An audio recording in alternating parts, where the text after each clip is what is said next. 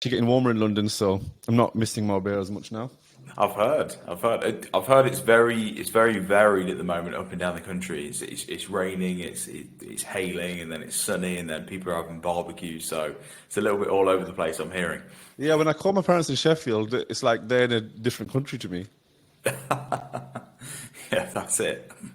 Do you know they're like quite old now as well, and I was talking about to this with one of my colleagues. They live in a completely different pace to me, so they live in a slower speed. And I remember when I was at home, you just naturally run at whoever's speed that you're living with.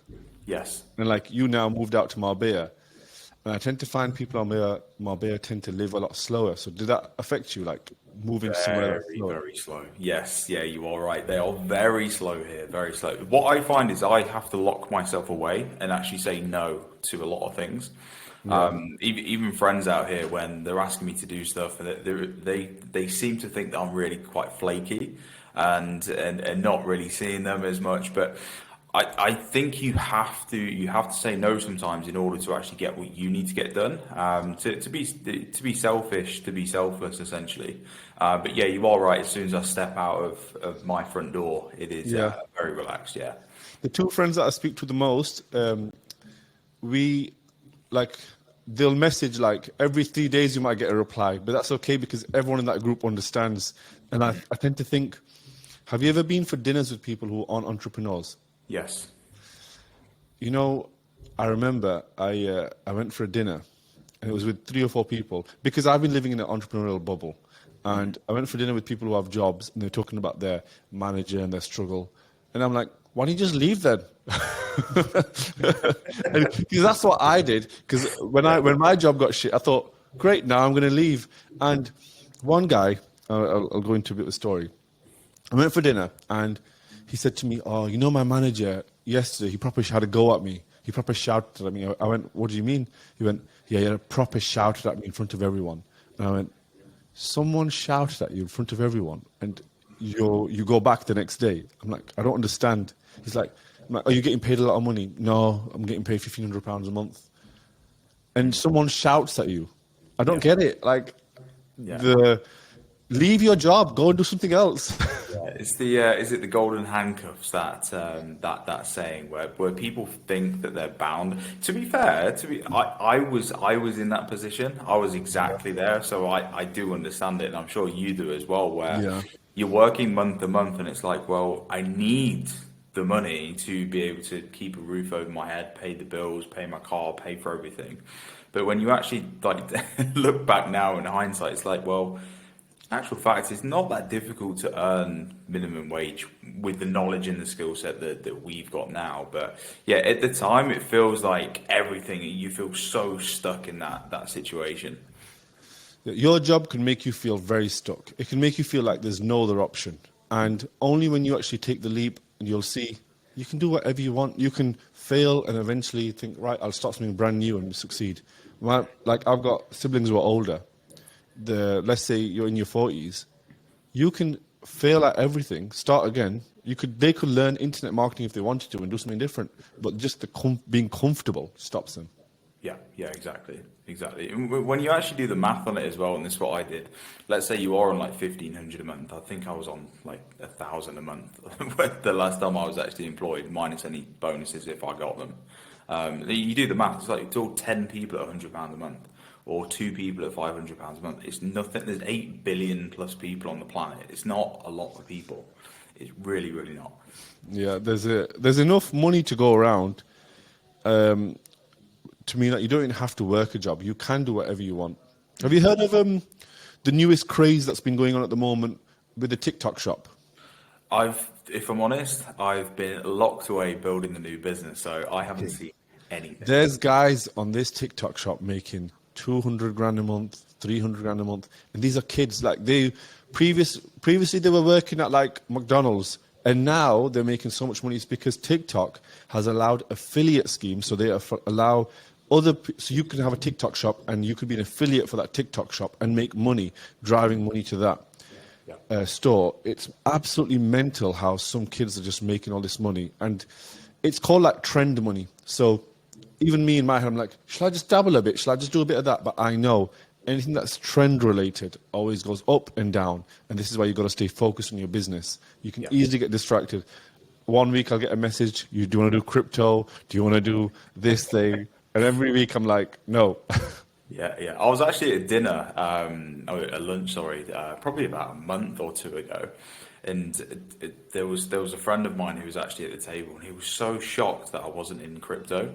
He was like, I can't believe you're not in crypto, bro. And I'm like, well, I invest in things that have a track record. So property, for example, never really lost money on property.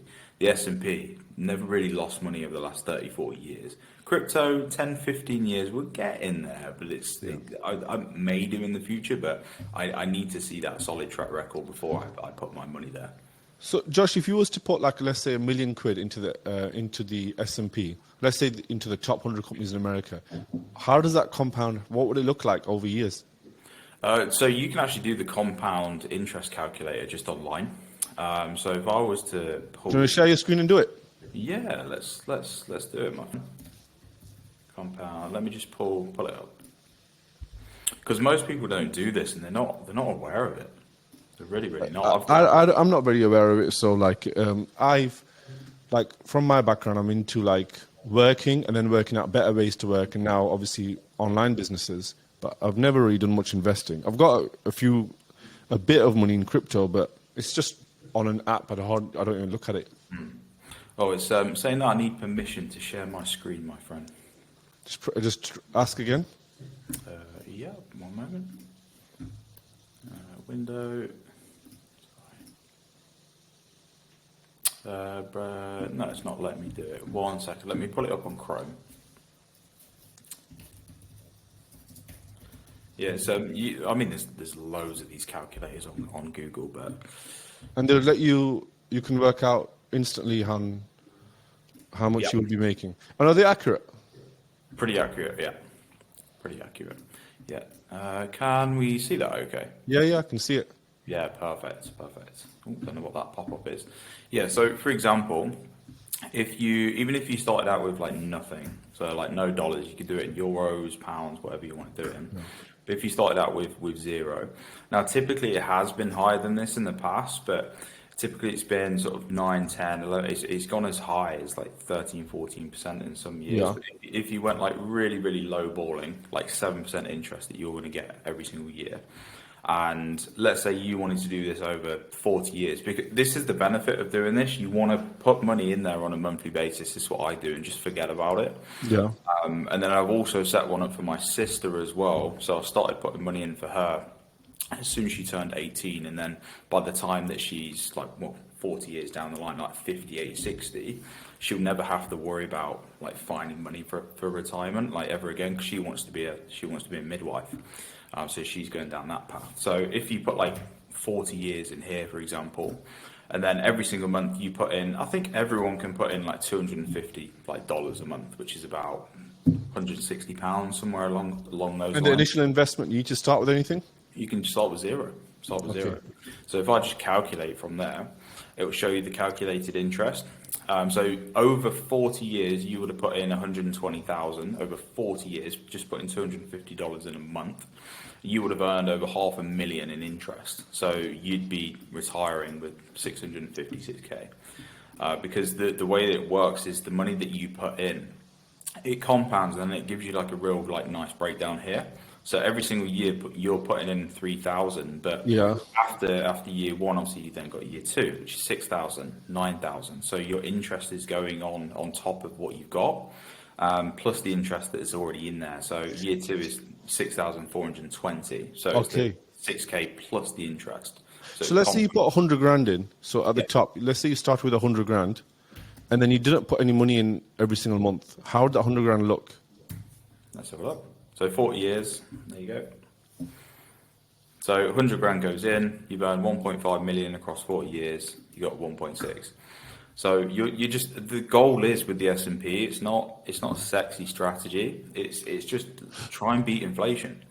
I mean, if inflation is like 6% and your S&P is 7, okay, you've won. You've earned money that year. But this is what people don't realize. If you put 100k in the bank and just leave it in the bank, and your interest that you get is 2%, but inflation is 5%, for example, you just lost 3% on your money.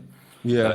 People don't understand that, I but think I saw this guy. He said, if you've got 100 grand in the bank and you put it in 10 years ago, right now that 100 grand is worth 66,000. You just lost 34,000 pounds or something just by keeping the money in there. yeah, exactly. I mean, I'm not a financial advisor. I know we got to say that, Terms and but conditions, disclaimer, disclaimer. But before there's a big crash. it's just what I do. I don't invest like heavily at the moment because I'm still building everything, and I'm still a massive advocate that you should put the vast majority of your money back into you, into mentors, into courses, into events, and invest back into you to increase your knowledge, because that's going to be the fastest amount of growth that you'll ever make. But yeah, long-term strategy, property or the S&P for me personally anyway. Not a financial advisor. So good, man. Amazing. Okay, I love it. Good insight there. Always like to talk money. Now and again. And what else been going on with you? Is your week been busy? Yeah, it's been really busy. I've got the launch of the new business on Monday, so July the 1st. So the journal is now arriving. I saw it on your story. Is it like the black one with the signature, yeah?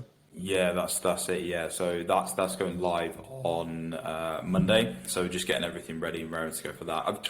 If I'm honest, since we last spoke last week, I've not really moved. I've just been right here the entire time. So I'm not really seeing the world too much. What about you? What have you been up to? You know, I have to actually look at my calendar to work out what I've been doing.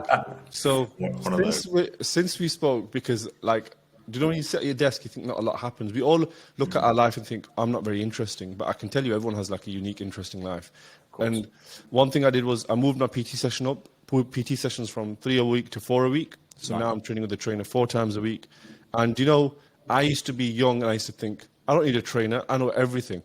And now I have a trainer and it's like, I just can go to the gym, switch off, and someone pushes you. I never saw the value in it. Remember, I used to own a gym. I used to work in gyms. But for me, I never saw the value because I thought only I know my body. Yes. Yeah. But now I've had someone train me. It's been really valuable. And I can tell my body's starting to change as well.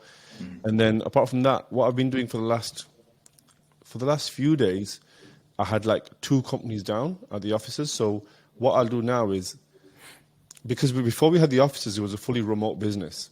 And now the office has completely changed my business, because the reason why I opened the office was I had the vision of having my sales team back and driving everyone in a room, because that would really fire me up. So that's what I'm coming back to building now.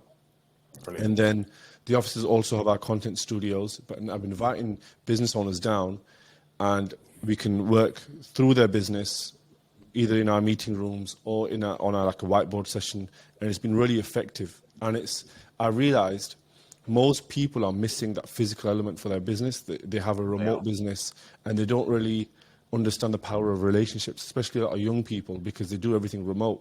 So by inviting someone down, showing them genuine like generosity, showing them what they should be doing, and then a lot of people come to the offices and say they feel totally inspired by our content studios.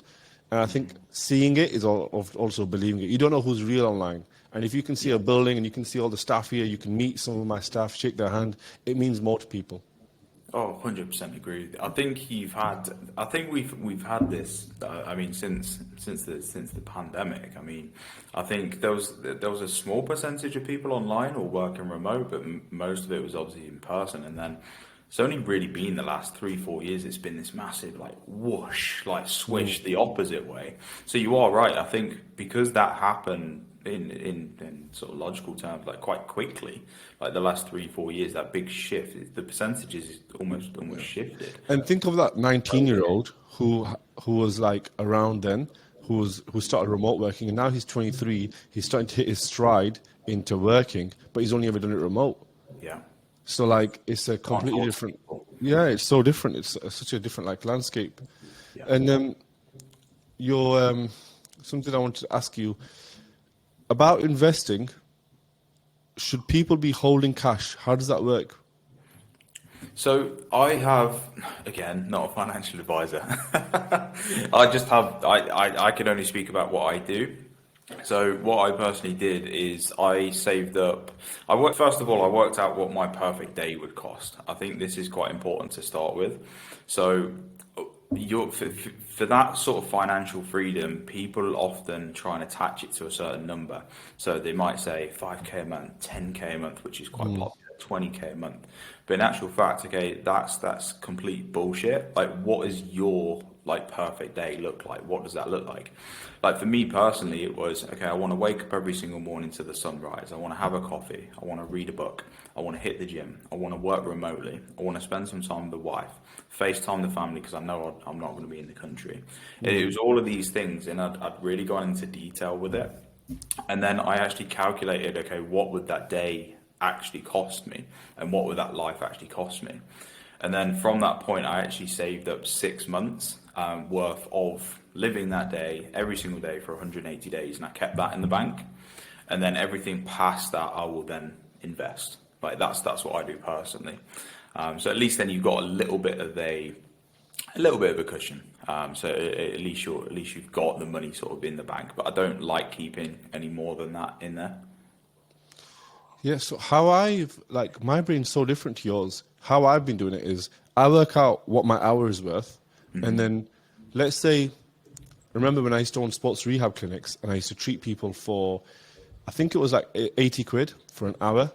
And I remember my time was worth £80 an hour. Yeah. And then I remember saying to myself, my hour's now worth 120 quid. And then I changed my sessions down to 45 minutes, which made them more effective. Then I decided, no, my hour's worth 500 quid. Then I realized I can't have the clinic anymore because my hour's worth more. Yeah. Then I decided my hour's worth £1,000 an hour.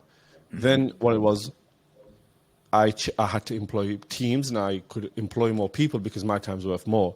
Yeah. And now I set my goal at, okay, how do I make my hour worth 10 grand? Which is, if I was to go and see my family and it was going to take 4 hours, I would logically be like, is that worth 4 hours? Yes, it is.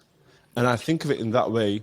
And then I'm able to make decisions far easier because I quantify decisions. So when someone says, hey man, do you want to come and smoke some shisha with me? No, I do not want to go and smoke shisha with you. Unless you pay me 10k. Yeah. It's not even that it's going to cost me 10k. That is one big element of it. It's that, what is a waste of my time? That is a waste of my time. Yeah. Sitting and talking to like just gossip is a waste of my time because that is cost me money. And if you think of it, time is like a limited resource. By me putting a number on it, it allowed me to be like more secure with my time. This conversation right here, I asked myself, is this worth my time? Yes, it is. I'm going to do it. And every single thing I can quantify by like time and money. And then that allows me to make far easier decisions because otherwise you just make emotionally based decisions like, oh, but this friend knows me since I was 16. I should say yes. No, he's not doing you any benefit towards that hour rate that you're working towards. Yeah, I actually put that on my story as well, like the value of your time, quite recently. And like anything below it, I recommend that exactly what you're doing. You either employ someone to take over that time or you spend that money. It's like making a coffee, for example, or going to Starbucks and getting a coffee yourself. Like pay someone to get it for you, or don't neglect like apps, especially in the UK, like Deliveroo or Just Eat, that can bring your coffee to you because again, it's worth less than your time per hour. So yeah, completely agree. And as soon as you kind of work that out and what you actually want to work towards as well, just like draw a line, everything below it, delegate. Yeah. So have you noticed your news feed is full of American sales trainers at the moment? Like I mentioned, like this week, I've not even looked at my phone. Okay. Beforehand, yeah, I started to notice. I have a bone to pick with American sales trainers. Okay. Most people, they're doing a great job in America, but in the UK, customers don't buy like that. Yeah. They do not buy like this. Let me give you an example. You know, like, let's say this is a remote, TV remote. Hey, you need this TV remote because it's the best TV remote in the world. No one in the UK buys like that. They hate it. How they would actually buy would be more like, hey man, you said that you currently have a TV. Are you using a remote for it? What, do you have a remote? Yeah. No, I do not have a remote. Then you would ask, yes, I do have a remote. Not a problem. Are you happy with it? That's how people buy in the UK. In America, they get shouted at and they get like a sharpshooter until they're like tapping out to buy. Yeah. So all these trainers that you see on your timeline, which is like they're sweating and they're just shouting motivation, it does not work in the UK. Culture in the UK is skeptical. We don't buy that way. So I just know that those tactics, a lot of guys are watching those trainers and sending those to our company now and like to me and saying, oh, like we like these tactics. I'm like, your customers wouldn't buy that. You sell courses online, your clients would hate this tactic. Yeah, yeah. I think you are right. Culture is the most important word that you said there, and I think if a lot of these trainers actually adapted the way that they market themselves to that culture as well as their target market, because it's not just target market, it is culture, it is location as well. I completely agree. And if you look at the differences between the Brits and the Americans, I mean, we could probably have like an 8-hour conversation about the differences, but the Americans are very enthusiastic. They love to invest in themselves and see progress and like gives themselves like a massive pat on the back and shout and scream and like there's just so much energy. Whereas the Brits, we just actually like to either put ourselves down, put other people down. We're skeptical. We're quite negative the vast majority of the time. So it is a completely like different demographic. What I think is a big difference is people in America naturally like it's like they've been given more self-belief. Yes. Yeah. So they've like, I heard it on, I think Chris Williamson's podcast, some guest came on and he was like, when you go to America, it's like meeting your half brother who's like you, but not kind of like you, but that parent just gave him more belief in himself and looked after him a bit more. Yes. Yeah, exactly. It is. It's so true. And the style of the way they would approach motivation, objection handling. I think objection handling is a big one because the way they handle objections is like, so there's an American way and an English way. So let's break it down in that way, yeah? So if you say you were told, hey, I can't afford it. That's too expensive for me. Americans, the American Andy Elliott and way of selling online Instagram motivation is, of course you can afford it, man. Why would you not afford it? What would happen if you didn't do it? And then the English version, which is the right version to be doing to our audience, would be, is money quite tight for you at the moment? Can you just talk me more about that? You see the difference? It's like one's in your face and one's like chilled and like, what's going on? Are you struggling? Yeah. Because if people in the UK are genuinely struggling, you can't be like, of course you can definitely do it. You should definitely be pushing that. Yeah, they'll tell you to fuck off. That's it. I think Americans are very like hype, and English when it comes to objections, it's almost like you got to give them a bit of a cuddle. You got to make sure that they're okay, and then handle it. Yeah, you're right. So who would you say at the moment is your sort of? So let's say for example, if I had 5 of the American guys right now, I'm going to get you to pick your favorites and why. Is it a blind ranking? So blind ranking, yeah. Blind ranking. Okay, so let's say we had top 5. Let's say we had Grant Cardone, we had Andy Elliott, as you mentioned. One second. Wait, Grant Cardone, shall I grade them as you give them? Grant Cardone. No. I'll grade them as you, and then rank them afterwards. Okay, let's do that. Grant Cardone, let's start there. Okay, Grant Cardone. I think because of he's an amazing marketer, but I'm putting him at number 4, just because it's raw motivation. Okay. Andy Elliott next. Andy Elliott, I'm going to put at number 3 because I do like his intensity and motivation, but I don't think the tactics work in the UK. Not in the UK. Fastest growing sales training company on the planet in America. Fastest growing sales training company. Well, so he says. Mm-hmm. Well, I'd say we're the biggest in the UK. I'd say we're the biggest, we're now the fastest sales training company in the UK, which is why I'm able to say there's a big difference between the UK and America and the way we sell and buy. Massive. Brian Tracy next. Okay, what did I put? Grant Cardone was number 4. Is number 4, and then Andy Elliott 3. I'm going to put Brian Tracy, so influential to the books I've read. I've messed up my own list here. So influential to the books I've read. I'm going to put him at number 2 because of his influence that he had in the books I read. I don't think those tactics work anymore, but Eat That Frog, amazing book, and I still carry that lesson today. Yeah. Next for Jeremy Minor. Now he can sell to the UK market, I would say. Jeremy Yeah, I'll put him at number one. Jeremy Minor goes at number one mainly because he sells in a like a very conscious way. So he sells by asking very genuine questions. So he gets the number one spot. And now I've got only number five left. Who's going number five? Jordan Belfort, I would say. Jordan Belfort. So my wallpaper on my phone is Jordan Belfort. It's actually the Wolf of Wall Street. You know, kicking the door where he's had the drugs, he's had the loops. that's my wallpaper. I'll show it to you. Look, What a film! What a film, by the way. That's my wallpaper. But he's getting number five spot. I guess it is a very sleazeball way of selling. It doesn't work the penny stock style of selling. So he'll get to number five spot, and I guess that's the list. What do you think? What do you think in regards to the American market adapting to the rest of the world outside of the UK? So Americans will actually adapt to the UK-based way of sales because as there's more AI, more technology, more selling, everywhere you go, you're being sold to on your phone, on the TV. Even Netflix has ads. Everywhere you go, you're being sold to, which means your resistance goes up, which means you have to disguise selling in more in better ways. Therefore, the American market will want to buy, which is why I think my company will really grow because we'll really capture this European market and the UK market on our way of selling and how we implement sales tactics.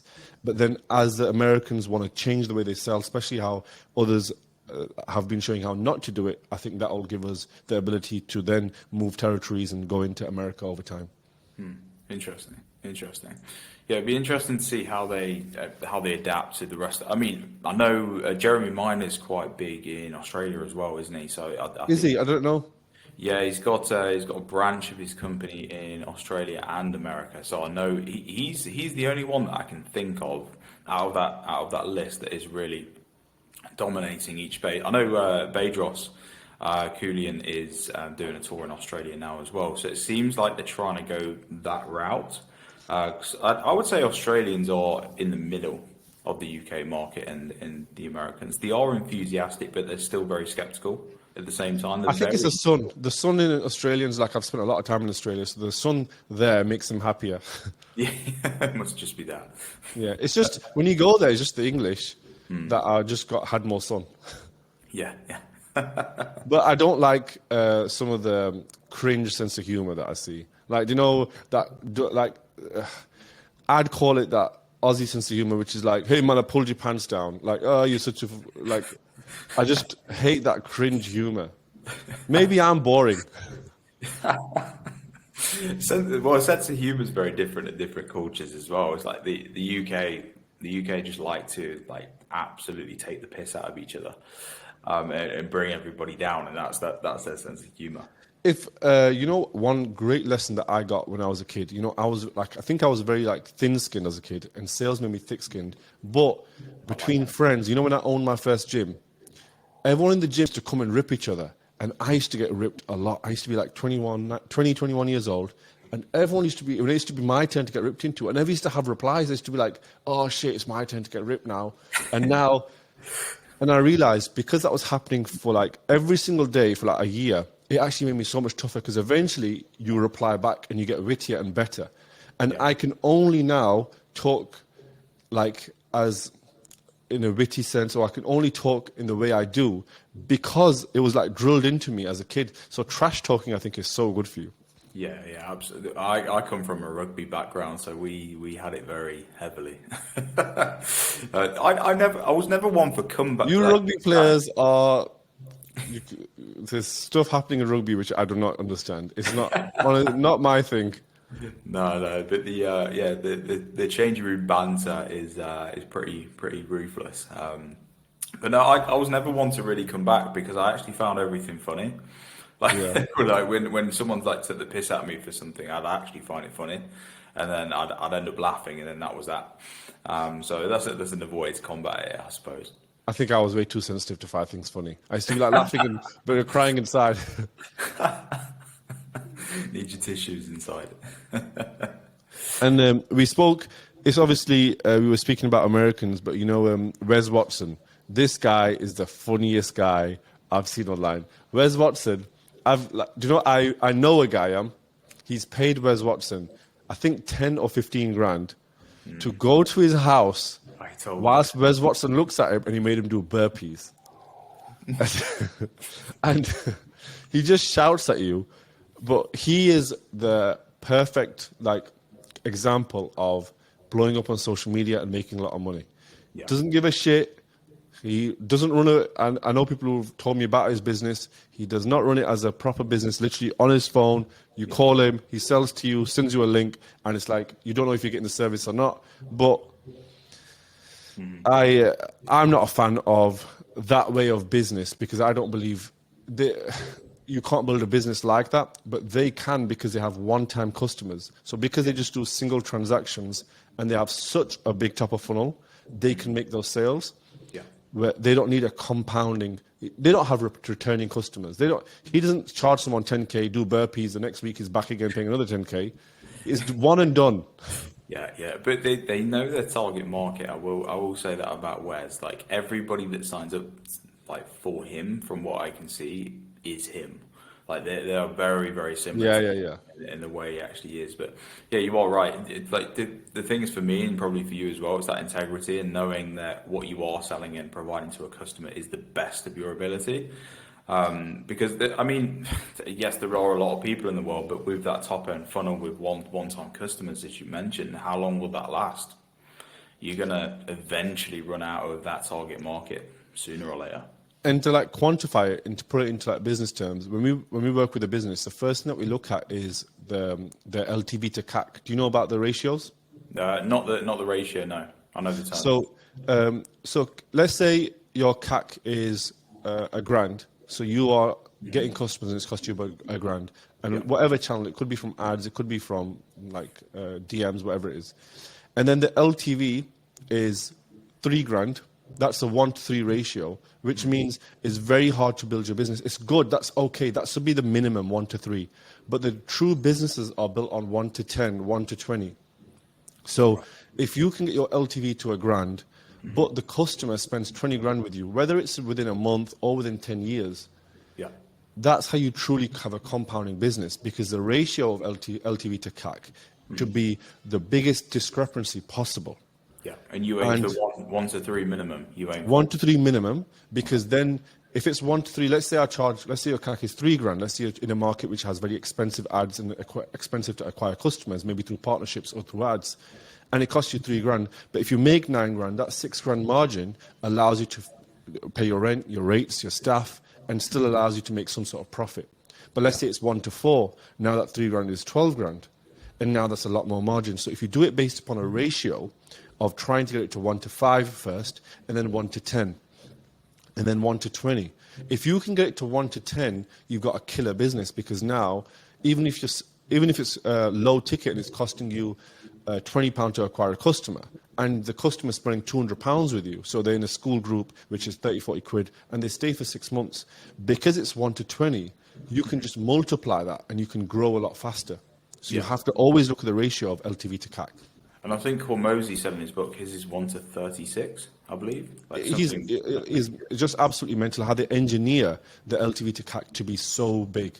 Yeah. And I don't know if it was 36, it might have been 36, because I'm guessing if that's right, that's how he's able to, because he was selling gym launch packages for, let's say, 40 grand. So if the customer was costing him $400, $500 to acquire, and then he's having 20, even less, it's probably costing him even less to acquire the customer. Yeah. Well, what they were doing was they might sell them a 40 grand package, but then there might be a back end offer. Yeah.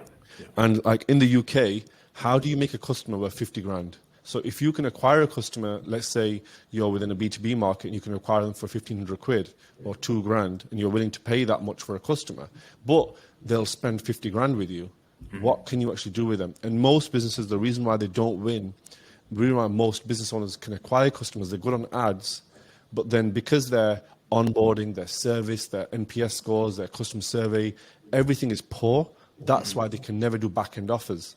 Right. Back-end offers can only be slotted in at the right time. We have in our program on week 5 or week 4, we send out the customer survey, Then on week 6, we'll have the back end offer of the 12-week program. We'll start talking about it then. We'll mention it on week 6, but then on week 7, we might even propose it. On week 8, we might even drop saying, hey man, we can do you this and paint the next 24-month picture, or sorry, the 24-week picture. So we'll extend it, because then we want them to feel like that's an even better deal than I got before, and this current deal is amazing. Yeah, yeah. Is that one of the first things that you look at with a business to increase that ratio, the back end offers, or do you look at the front? Yeah, so first, so if they're making, so the first thing I actually look at is I am a sales consulting business, so we look at it in 3 different areas. So we look at systems and processes, then we look at the actual offering, so we look at the high ticket program, can we actually increase a new program, and then number 3 is training, and the training will be on 3 levels as well, C-suite, managers and frontline staff. So in those 3 areas, that's what the main area we look at, but then within the data section of looking at systems, processes and the data management, we discuss CAC, LTV, and then that ends up becoming a way bigger conversation, because our back-end offer will be towards fixing those. Initially, it's about fixing sales, but the back-end offer will be like, well, we fixed sales, but now look at your operations. Now look at your project management system, what you're using, how are you doing things, how are you communicating with your staff. And that's our bigger offer on how we actually fix the whole 360 business. Yeah, amazing. Yeah, one of the just come to mind then, like one of the fitness coaches that I worked with, who has like a low ticket subscription, basically like a members app. And then as soon as we actually put in like a high ticket offer on the back end, that ratio just went whoosh. So sometimes it's just being very aware of that. And it also, as well as the people that have invested into you, they're more likely to spend more and more and more if the offer's actually right and if you've delivered an amazing result, first of all. Yeah, so like in oftentimes in marketing, you'd call it a tripwire offer. So like your low ticket, so it could be a tripwire. So you actually would buy something for $7, $20, but that's a tripwire only to get you in, only to get your card details, because then, well, you only paid us $30 and you got all this value. What happens when you pay us $3,000? And then that's when they're like, well, okay, I'll believe it. And we've got your card details already. It's easy to upgrade. Yeah, exactly. It's exactly how I've built my new customer funnel for the new business at the moment. As you know, the journal's free, pay for shipping, got the card details, upsell to a group, upsell to the next thing, the next thing, the next thing. It's the best way to bring people in for sure. Yeah, book funnels, obviously, I love Russell Brunson's book funnels, because even like I've bought books from his book funnel, and then you end up getting marketing emails after saying, hey, you also need this, because the book only fixes one specific area. So let's say it's sales. Yeah. The funnel, the lead magnet funnel, and the actual tools that you would get in it would fix one slight area in that, but it would fix it and make it perfect for you. Yes. But then because you received all the value, you're like, well, I have the other things that need fixing. Mm-hmm. Yeah, exactly. Have you ever thought of writing a book? I do want to write a book, but I think I need time. So I think I need to buy back my time first. Yeah. And because I want to write a book and I want to put my time into it. So what I think I need to do is I think I've got a goal to hire an operations director by like December, January. So if I can hire an ops director, then the day-to-day running of the business will allow me to not, like, think of if I manage my staff and say, hey, have you got this done? What time is that in? What's going on with there? And giving tasks, setting tasks. This all takes brain space and time. Yes. Yeah. Have you heard of something called decision fatigue? No. Decision fatigue is the amount of decisions you have to make every day is actually takes away from your cognitive ability of making good decisions. Mm-hmm. Now think of this. Jeff Bezos makes one decision a day, maybe 2. Yeah. Because he's like, because he will only get things on his table, which is like, I need your decision on this, which allows him to make really effective, good decisions and keep his mind on the vision of the company. Now think of someone who's struggling every single day with their business, and they're like, now I've got to do this, now I've got to do that. They have decision fatigue because they end up not making all the best decisions. You can't make the best decision every single time, especially when you have 300 decisions to make. I'm going to post this on Instagram. Which color, which filter, which like this. And this is why I don't look at my captions anymore. I don't look at the Instagram stuff. So as you know, Alex does all of that for me, which takes away the decision fatigue. Yes. And then there's one time in the week where we can talk about how to optimize and make that better. But if I'm always trying to tweak and do things on every area of the business, I'm actually not truly being a visionary and growing my business. Yeah, yeah, and that's what the power of delegation kicks in, right? Yeah, it's a hard process writing. I think I'm doing. You are right. You need time. I'm probably doing 3-4 hours every day at the moment, probably from now until September, Yeah. because you're constantly. What I'm finding is you're writing that you start off with like the but this is how I do it anyway. Everyone writes completely different, but you're starting off with the bullet points of the book and how you actually want it to flow from A to B, and how you actually want to get the right information across, like any key points. But then you're writing each component, but then you're rereading and reading and reading like over and over and over to just ensure that every new part that you put in actually flows like very, very well. And that's what I'm finding is that it's the most time consuming part, because you're constantly going over. And I think by the time the book's actually been written, I've probably read it 1,000 times. It's crazy. It's such a big piece of work. I recently bought a book, and I could tell it was all written by AI. And Yeah. if you can actually engineer so much copy now with AI, but I feel like still it's not at this place yet where it looks like someone's life. It just looks engineered, and I can tell the book was engineered by AI.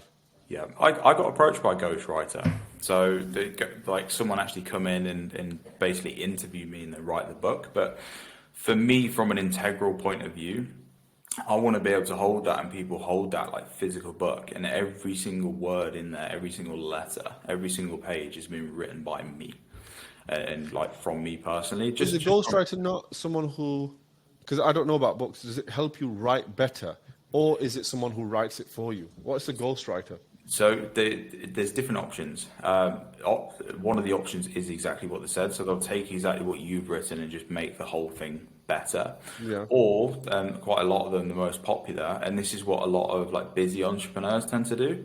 So do you know, like autobiographies and things like that? They'll typically sit down and just interview that person, and then write the book for them. Yeah. Okay. But I wouldn't feel right doing that. Okay. So you want it to be all written by you, and is it a story basis? There's a lot of stories in there. Yes. Yeah. Relating to everything. Yeah. Yeah. That's the key, isn't it? I'm trying to get better at storytelling.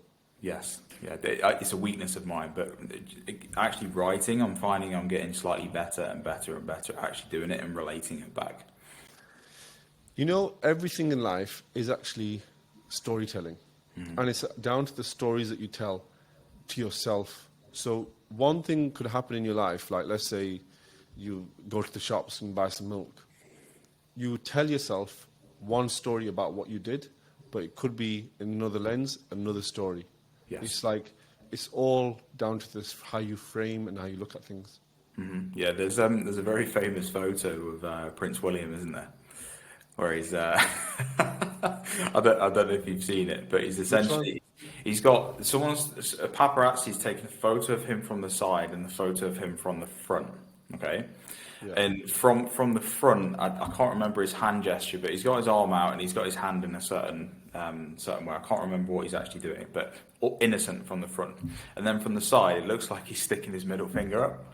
And it's just what you're saying, is that perception, that's two different angles of just one story and one situation, but completely taken in a. You know, this happened. Do you see Russell Brunson? I mentioned him earlier on. Did you see him? There was a video of him hitting a kid.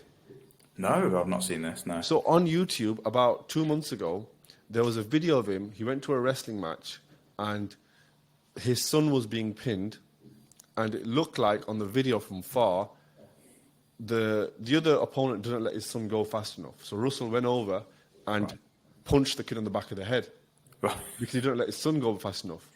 But then, days later, after he got grilled online and smashed to bits saying you beat up a kid, kick him off the court, never let him on the wrestling team again, there's another angle that comes out, which is he approaches the kid on the back and just taps him on the shoulder to let his son go because it's already been a pin. Mm-hmm. So from far it looks like it's a punch, and from the close it's a tap saying let him go, just tapping him on the back. Yeah. So it's like there's just different perceptions, isn't it? Yeah. I mean, we won't get into that, but that's the problem with politics, right? It's just everyone's got their perception and their opinion, and everyone's just throwing it into the ring. We're hoping for the best. What actually comes out each time? What's politics like in Marbella? Is it just run by gangsters? No. That's it was back in the 80s. So like 80s, 90s. It's not now. It's very, very good now. You'll find there's a lot of aftermath from that. So there's certain areas of Marbella where they've built property on land that's not that wouldn't be passed today, if that makes sense. Yeah. So in order to purchase that land in that property, you've got to basically knock down what was almost built and then start again to make sure the foundations are right. There's the aftermath of that.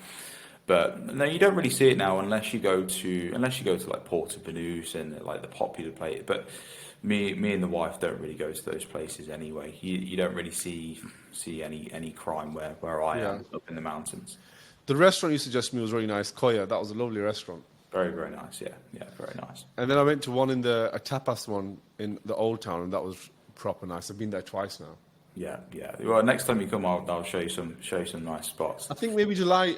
If I don't go to this Miami mastermind, I'll be going. I might come to Marbella because there's one mastermind there towards the end of the month, so maybe I can come over for that. Yeah, absolutely. Josh, good speaking to you, man. Pleasure as always. Okay, catch you on the next one. Take care, my friend. Bye-bye.